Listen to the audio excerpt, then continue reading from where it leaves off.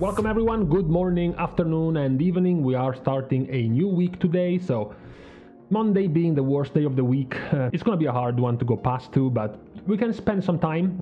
You can put this video as usual in your second monitor as background noise, really.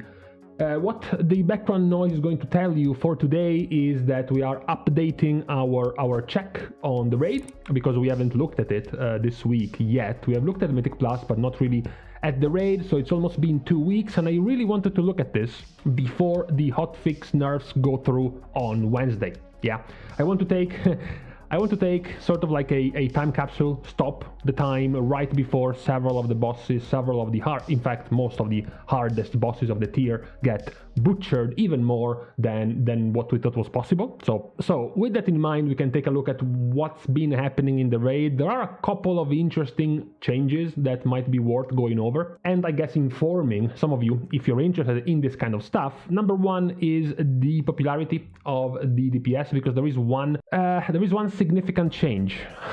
apparently this came late when we look at the buffs and the nerfs, rather buffs only, given to the specs a couple of weeks ago, right? The buffs to Outlaw, to Windwalker, to Arms, to Beast Mastery, to Arcane Mage. We saw a couple of these specs gaining some quite increased popularity, but more importantly also the damage, right? How much better they were after the buffs. Particularly it was Windwalker, that was the one, and then it was Outlaw, that was the other. But we didn't really see too much of anything else when it came to buffs. So in the popularity of this week, we can immediately look at one of the major changes compared to the last time we looked, which is Beast Mastery. This rubber banding that has been going on the entire expansion between Beast Mastery and Marksmanship has had Marksmanship mostly at the forefront, mostly in the lead, but this time around Marksmanship is about to, I'm going to let out a prophecy in the next couple of weeks, is going to be surpassed by Beast Mastery, which is now the new, I'm not going to say for all the bosses, but it is the new default to-go spec for raid encounters for hunters, so that's why Beast Mastery is gaining so much more. Also worth remembering once again that survival keeps climbing. We started looking at it when it was a baby, when it was in the bottom 3 of specs, and then it kept rising and rising, out of the bottom 5, out of the bottom 10, out of the bottom half. Now it's even getting inside the top 10 specs in the raid, passing Frost Decay, and more importantly passing another spec that used to be quite popular, Subtlety. Subtlety is also dropping quite a bit overall. We are seeing more and more Outlaw rogues as a result. We will check on this when it comes to the performance of specs, but these are the main changes when it comes to popularity. We are seeing now more Beast Mastery hunters at the cost of Marksmanship hunters. We are seeing more Outlaw rogues at the cost of Subtlety rogues. These are the main changes. We can also add a tiny little bit of extra about Arms Warrior. Fury is still very popular and still very played. In fact, it is the 4th most played spec and 2nd most played melee DPS, but Arms is growing. Perhaps not at the same level of Beast Mastery, not at the same level of Outlaw, but it is still growing. We will see if it is going to be enough to completely overtake Fury. Arms, in case you have missed it, is the other spec, the other melee spec that was buffed in 9.2.5. The changes, on the other hand, in popularity when it comes to healers and when it comes to tanks are not really there. Once again, the healers still have Holy Priest as the main overall most taken pick, and we have Resto Shaman as the main second healer of choice, with the somewhat recent inclusion of Restoration Druid, which is now solidly in 3rd place. It hasn't quite gotten past Resto Shaman as I thought, but it is still very close. Tanks, on the other hand, have yet more emphasis on the flavor of the month shape that Blood Death Knight is in. Brewmaster is still a very competitive tank to be brought alongside a Blood Death Knight, which make up for basically most of the tanks in Mythic. As you can see, very few other tanks outside of these two options when it comes to popularity. So, talking about the actual results in the raid, the actual performance in the raid, we do see the same layout of some of the more popular specs that we have seen this entire tier, primarily being Destruction and Demonology and Survival all being again at the top, and Frost Death Knight, which once again stays up here.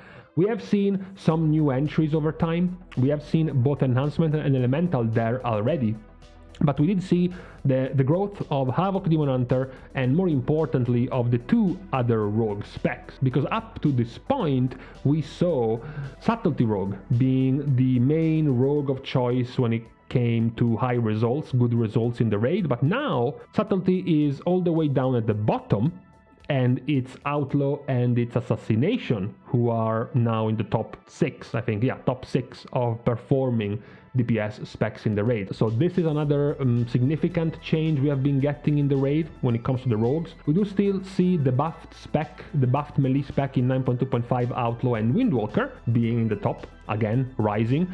And Arms, as I said, Arms is not quite the same as Fury, but still, despite Fury's popularity, Arms is performing better than them right now. Talking about popularity, we do still have the second most popular range DPS spec, and overall, if we have to take the entire expansion, the most popular range DPS spec, Balanced Druid, comfortably sitting at the absolute bottom of performance, next to be fair, next to some of the other quite popular specs, because at the bottom you also see both Marksmanship and Beast Mastery, you also see both Fire and Frost Mage, so you do have quite the collection of popular specs all the way down to the bottom. As I said before, you guys should take this generally at face value. Some of this you will come to learn are actually representative of the power of the specs, like Demonology.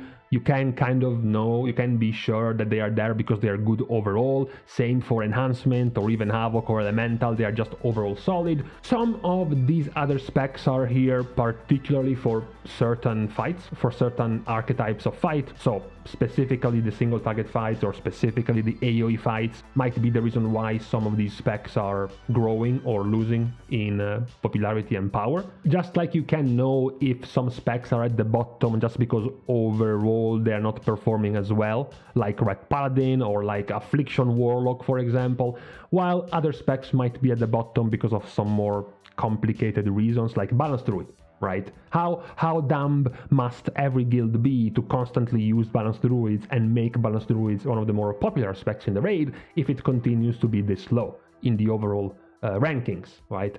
The reason is because they have very powerful cooldown windows, burst windows, so guilds, groups, raids are fine having this supposedly much lower overall results of Balanced Druid if they can be one of the strongest damage dealers in that very short period where they need it, which is why, despite the overall result of balance right here, nobody in their right mind would discard a Balanced Druid over a Shadow Priest, just because the Shadow Priest is looking up better in the overall meters. So that is always something worth reminding when we go and look at the performance in Red Encounters, right? What we can also see, as I said, I wanted to use this as a time capsule right before the mega nerfs are hitting, right? Mega nerfs hitting Lehuvim, but more importantly, they are hitting Alondrus, Anduin, Rygalon, and the Jailer. So those are the most important of the nerfs happening next reset. So these are the kill percentages at the moment of all of the bosses in 9.2.5, so in just a couple of resets. That's why I wanted to screenshot this, to save this, just so we can see in a couple of weeks how much the nerfs have changed things when it comes to difficulty. We still see that the later bosses are still very much difficult. Rygalon, Halonjus, Anduin, and the Jailer are the main four, still below 3% chances of defeating them every time you pull them. It's not unlikely to see bosses at the end to be so low. We have seen in Castor Nathria, Stone Legion, and Denatrius being this low. In Sanctum we have seen Sylvanas, and we have seen Fate Scribe being this low, and I guess before the nerfs we saw Bainesmith for a while being this low, but the thing is, we have never seen 4 bosses this low at the same time. And take in mind that Lords of Red has also been giga nerfed to the point that they got out of this 3% cut, but having 4 bosses at the same time all at the end is a new thing in terms of difficulty, which leads us as a perfect segue to the last part of our video, which is going to be the progression of the bosses, right? With this amount of nerfs coming in, you really do wonder just how much harder this tier has been, or how much more does it deserve to be nerfed, right? Because at the moment, for example, this is the snapshot time of progression for Sepulcher right now, whereas this one is the complete list of the progression for Sanctum, the last tier. You can see that Some numbers are somewhat similar if you take in mind that Sepulcher is not finished as a tier. It's only lasted 3 months and a half, whereas Sanctum lasted basically twice as much. But the main difference that immediately catches your eye is the gaps between the first bosses and the numbers of kills and the last bosses and the numbers of kills. You see that the Tara grew in Heroic and Sylvanas in Heroic, 19,000 to 11,000. When you look at Mythic, it's different, of course. It's 8,800 for the Taragu and then 1,700 for Sylvanas. So Sylvanas is about 5 times less clear than the Taragu. Those are the numbers. But then you look at Sepulcher. Sepulcher in Heroic, the Jailer is nearly 300% cleared less than Vigilant Guardian in Heroic compared to the 40-ish% of Sylvanas. In Mythic, it gets even worse. We said in Mythic, Sylvanas was about a fifth of the times defeated compared to the Taragu. Meanwhile, here we have the Jailer being defeated roughly 20 times less than Vigilant Guardian in Mythic. So the gaps are massive. Even if we take the snapshot at the exact same time in the tier, so in the same 3.5 months after the release of the tier, you had Mythic the Nathrius in Castor Nathria, after 16, 17 weeks of the raid, whatever, had 654 kills in Mythic. Then you have Mythic Sylvanas, which had 900, basically 890 kills in Mythic. And then currently you have the Jailer, which has 264 defeats in Mythic. In the same time, in the same 3.5 months, 15, 16 weeks of the raid, whatever, that's a massive discrepancy.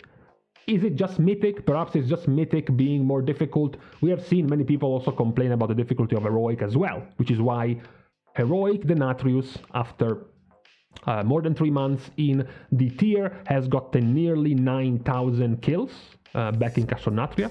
Heroic Sylvanas had over 9,000 guilds defeating her in Heroic, and currently Heroic Jailer has less than 5,000 guilds defeating him in Heroic. So once again, we can see that the gaps in progression are massive. Obviously, not all of this can be explained by simply having less players, right? You're like, well, there are less people clearing the Jailer or Heroic or Mythic or whatever because there are less players. But if the gaps in percentage are different, it doesn't really matter how many players there are. It could be 1 million players or 10 million players, right? If there are 5 less guilds clearing Sylvanas than the first boss of the raid, compared to the 20 less guilds clearing the Jailer compared to the first boss of the raid, it doesn't really matter how many players are progressing, right? If there are more or less. It is the comparison that matters. So clearly, the raid tier, it seems to be the general agreement that it has been too hard and it required some nerfs. It is up for debate, however.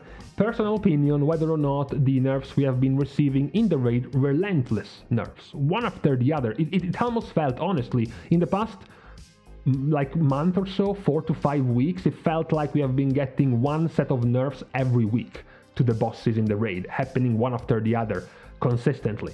So overall, it's definitely been an interesting tier as far as progression goes. Given the difficulty, I will let you decide if it was too hard, or for the twisted minds amongst you, if it was too easy, if any of you actually think that. As far as the players go, as far as the meta is going so far, the interesting thing this next couple of resets is going to be to see just how the rogue situation will settle in the raid, as well as the hunter situation will settle in the raid, and whether or not arms warrior will continue to rise, or if it will stop and eventually fizzle out and not really pass fury as the choice for warriors. But with this being said, we have our update on the Mythic raiding and a little bit of Heroic raiding as well situation for Sepulcher, right before the huge set of nerfs happening this Wednesday. So we have taken stock of the situation up until now, and we will see in the next few weeks how much these nerfs are going to change things. For the time being, I want to stop here. Thank you guys for watching the video and for helping to grow the channel, which also includes liking and commenting on the video down below, as well as subscribing to the channel. This one being, of course, a raid themed video. I'm going to allow the subscription for today only to people who are planning to get at least 2 options from the Great Vault, from the raid, at the very least at Heroic level. Okay, I'm not even asking for Mythic level, just Heroic minimum, and you can subscribe. With this being said, You can find me as well also on Twitter down there, I believe, and you can also support me on Patreon even more down in this direction. That would be very nice of you, much appreciated. It will also give you access to my Discord channel where nothing happens, but at the very least you can pretend you're part of a secret Cool Kids Club. Thank you guys again, see you guys soon, and in the meantime, I'm not sure, man. This shirt with the green screen and my camera is actually not working too well, man. It's like